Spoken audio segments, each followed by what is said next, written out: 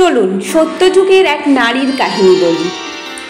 সত্যযুগে ধর্ম ও ন্যায়ের শাসন চলত।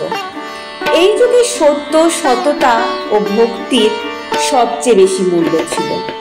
এই যুগের একজন মহান নারীর গল্প হলো দেবী সতীর কাহিনী।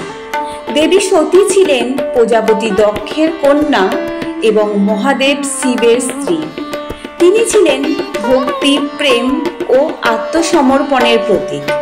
শিবকে বিবাহ করার কারণে তার পিতা দক্ষ অত্যন্ত অসন্তুষ্ট ছিলেন।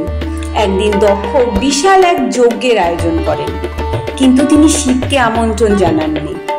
সতী সেখানে অনিচ্ছায় গেলেন, কিন্তু পিতার অবজ্ঞা, অপমান সহ্য করতে না পেরে আত্মবলিদান দিলেন।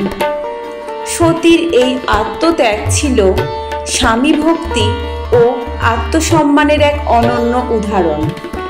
তার এই ত্যাগে সৃষ্টির ভারসাম্য নষ্ট হয় এবং শিব তাণ্ডব শুরু করেন। পরবর্তীতে সতী পুনর্জন্ম নিয়ে পার্বতী রূপে ফিরে আসেন। দেবী সতীর জীবন নারীর আত্মমর্যাদা, আত্মত্যাগ ও ভক্তির প্রতিচ্ছবি।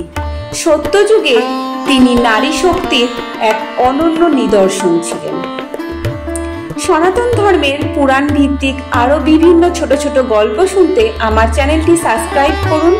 আর গল্পটি ভালো লাগলে একটি লাইক, কমেন্ট, শেয়ার করতে ভুলবেন না। ধন্যবাদ।